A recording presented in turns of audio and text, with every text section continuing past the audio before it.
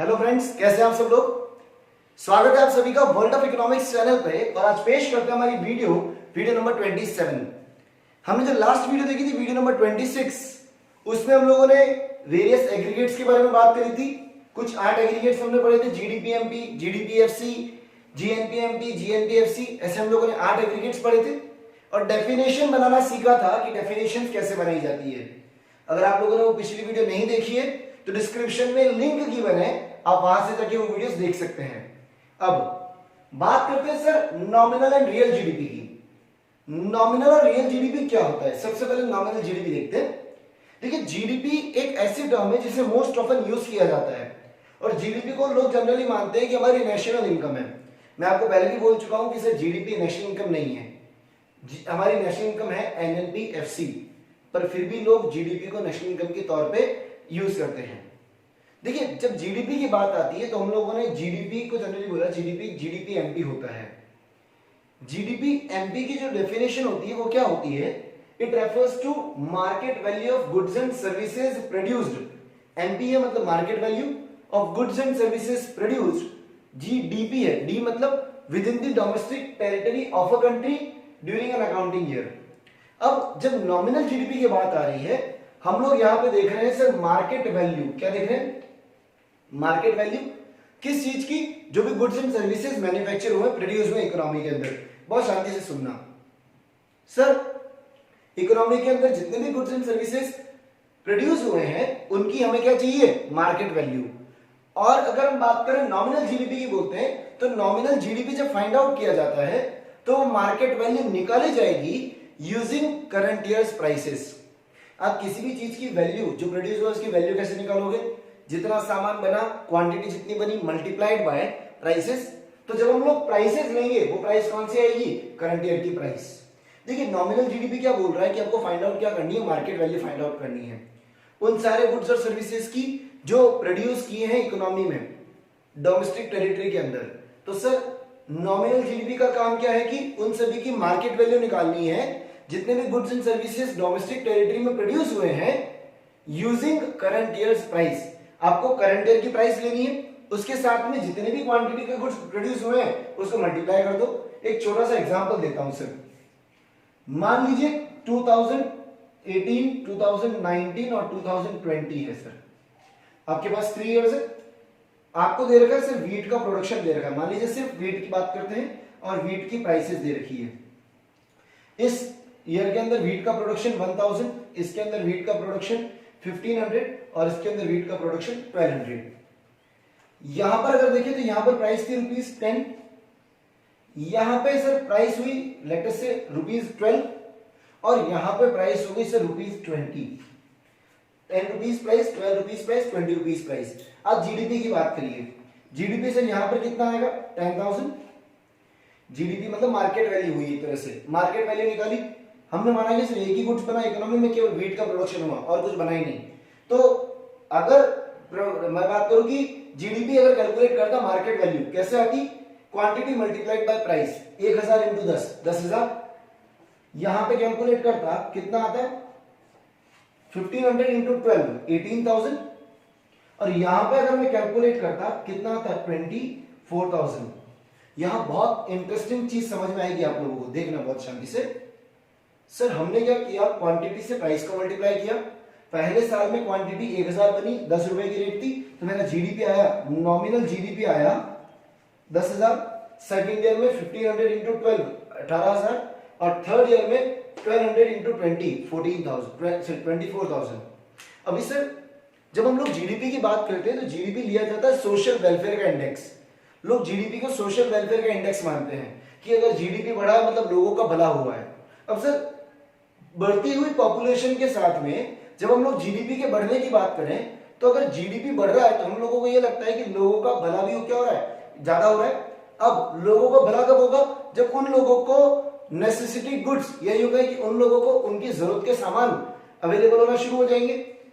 अब अगर हम देखा जाए कि सर यहां पर हमने क्वांटिटी कितनी मैन्युफैक्चर करी? 1500। जीडीपी कितना आया था? 18,000। इस साल में हमारा जीडीपी कितना है? 24,000। आप इस ईयर से इस ईयर को कंपेयर करोगे, आपको लगेगा कि सर हमारा जो जीडीपी है वो बढ़ा है, इसका मतलब हम लोगों ने सोशल वेलफेयर भी बढ़ाया है, हमारी इकोनॉमी में लोगों का भला भी हुआ है। क्यों? क्योंकि सर पिछले साल जीडीपी 18,000 था, इस साल जीडीपी कितना है? 24,000। पर अगर ध्यान से देखा जाए तो क्या ये जीडीपी क्यों बढ़ा? क्योंकि सर प्राइस बढ़ गई। जीडीपी क्यों बढ़ा? क्योंकि प्राइस बढ़ गई। और क्वांटिटी तो सर कम हो गई, पहले से प्रोडक्शन क्या हुआ? कम हो गया। पिछले साल जितना प्रोडक्शन था उससे और कम प्रोडक्शन हुआ है। इसका मतलब क्या? लोगों की जरूरतें, सभी जरूरतें पूरी हुई होगी क्या? नहीं सर, पिछले साल जो प्रोडक्शन हुआ था उससे और कम प्रोडक्शन हुआ। लोगों को goods and services come available हुए होंगे। अगर लोगों को goods and services come available हुए तो इसका मतलब लोगों का भला हुआ या कम हुआ? सर लोगों का जो पहले भला हो रहा था उससे और कम हो गया भला, तो सोशल वेलफेयर हुआ ही नहीं। तो सर ये जीडीपी जो आया है ये तो बढ़ा हुआ दिख रहा है। बिल्कुल दिख रहा है। क्यों दिख रहा है? क्योंकि सर मेरी जो प्राइसेस है वो बढ़ गई है। तो नॉमिनल जीडीपी क्या करता है कि करंट ईयर की प्राइस को लेता है और करंट ईयर की प्राइस को लेके ये जीडीपी एस्टिमेट करता है। तो नॉमिनल जीडीपी का एक सबसे बड़ा लूप होल क्या है कि ये कभी भी एक्चुअल पोजीशन नहीं दिखाता है इकोनॉमी की। यही होगा, कभी भी सोशल वेलफेयर नहीं शो कर पाएगा। क्यों नहीं शो कर पाएगा? क्योंकि सर नॉमिनल जीडीपी कब बढ़ेगा? जब या तो क्वांटिटी बढ़े या प्राइस बढ़े या दोनों ही बढ़ जाए। नॉमिनल जीडीपी कब बढ़ेगा? जब क्वांटिटी बढ़े, या तो सिर्फ क्वांटिटी बढ़े या सिर्फ प्राइस बढ़े या दोनों बढ़ जाए। मतलब अगर प्राइस बढ़ भी गई और क्वांटिटी सेम रही तो भी हमें यह लगेगा कि जीडीपी बढ़ा हुआ है, जबकि जीडीपी बढ़ा ही नहीं। आया समझ में? देखिए क्या बोल रहा हूं मैं कि सर यहां पर भले ही क्वांटिटी ज्यादा थी पर जीडीपी यहां कम आया। क्यों कम आया? क्योंकि हमारी प्राइस कम थी। और यहां पर क्वांटिटी कम हो गई फिर भी मेरा जीडीपी ज्यादा आ रहा है। क्यों आ रहा है? क्योंकि सर मेरी प्राइस बढ़ गई।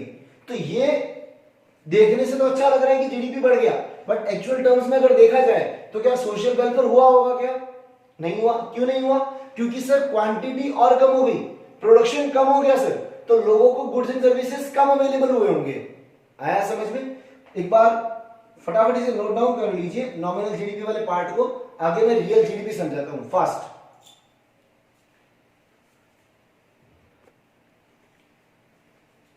अब जब हम रियल जीडीपी की बात करते हैं तो रियल जीडीपी का मतलब क्या होता है? रियल जीडीपी जैसे नेम से पता पड़ रहा है कि वो रियल में जीडीपी कैलकुलेट करके देगा।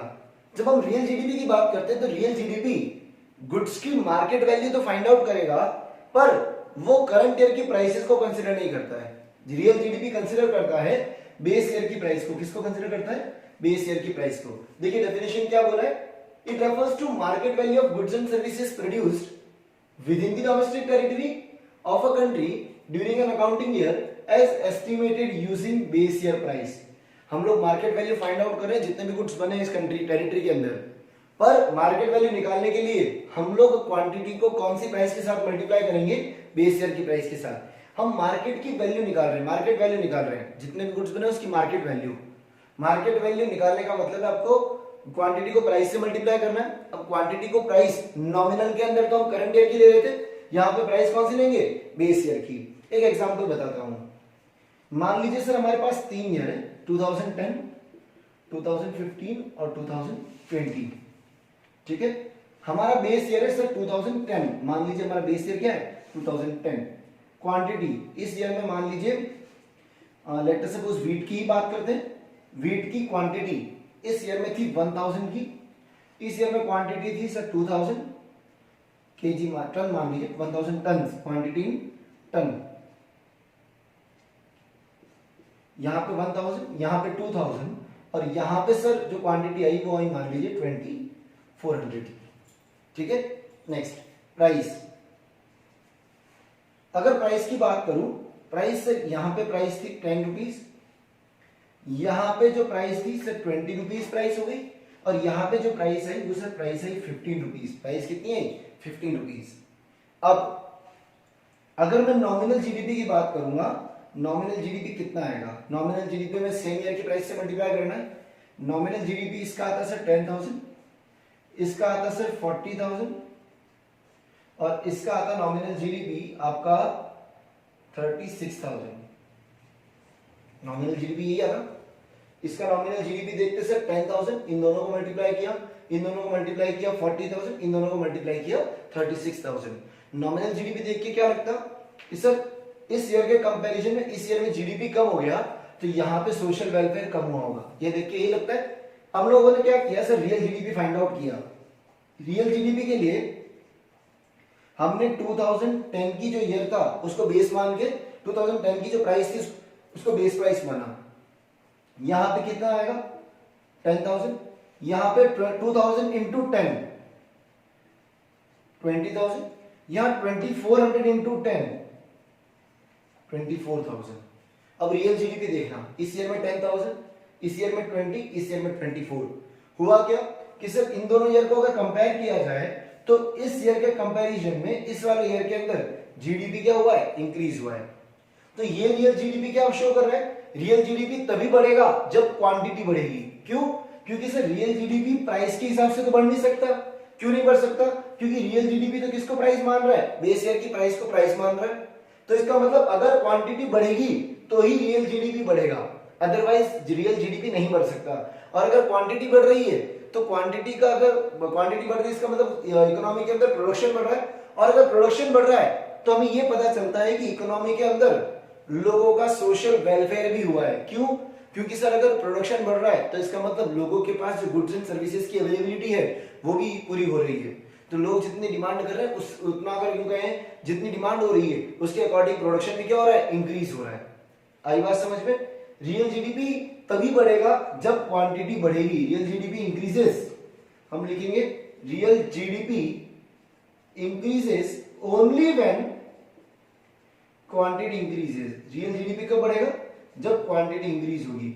और नॉमिनल में हम लोगों ने क्या बोला, nominal GDP increases when either quantity increases और प्राइस इंक्रीजेस। या तो क्वांटिटी बढ़े या प्राइस बढ़े, नॉमिनल तो बढ़ेगा। दोनों में से कुछ भी बढ़ेगा तो नॉमिनल बढ़ जाएगा। जबकि रियल जीडीपी कब बढ़ेगा, रियल जीडीपी तभी बढ़ेगा जब आपका क्वांटिटी इंक्रीज होगी। आई बात समझ में। और रियल जीडीपी एक मेजर है किस चीज का, सोशल वेलफेयर का। सोशल वेलफेयर का इंडेक्स क्या है, रियल जीडीपी। कौन सा जीडीपी है, real GDP. Real GDP is an index of social welfare. Clear हुआ, पक्का समझ में आया। देखिए रियल जीडीपी के लिए हम लोगों ने बेस ईयर की प्राइस मान ली, क्वांटिटी तो करंट ईयर की लेंगे, पर प्राइस किस कौन से लेंगे, सिर्फ बेस ईयर की। आया समझ में। नॉमिनल में हम लोग क्या कर रहे थे, नॉमिनल में करंट ईयर की प्राइसेस ले रहे थे। क्लियर हुआ सबको, फटाफट ये नोट डाउन कर लीजिए फास्ट।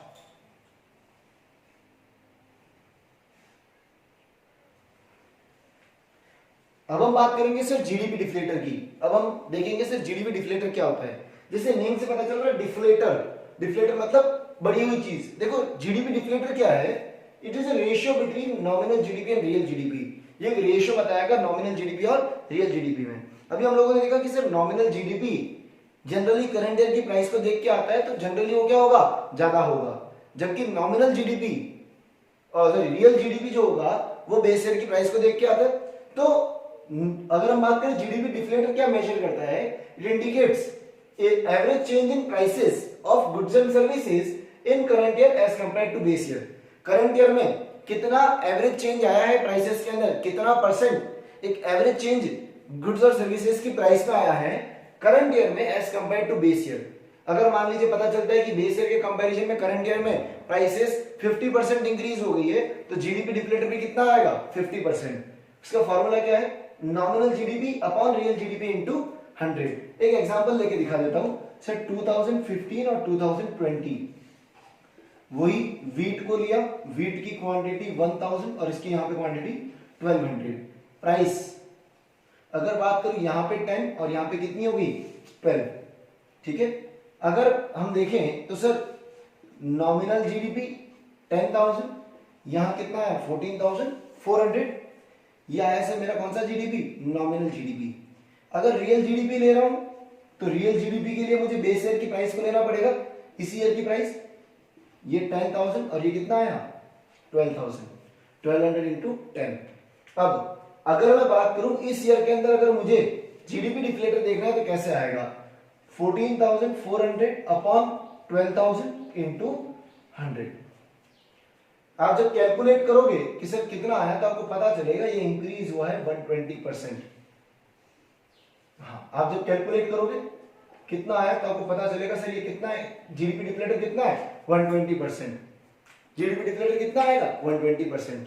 आया समझ में? मतलब इसके कंपैरिजन में जो प्राइस आई है 10 के कंपैरिजन में प्राइस कितनी हो गई है 120% हो गई है। मतलब 10 के कंपैरिजन में प्राइस कितनी हो गई होगी 12। क्लियर है? जीडीपी क्या बता रहा है, एवरेज चेंज इन प्राइस, कितना परसेंट चेंज आया है प्राइस में। क्लियर है?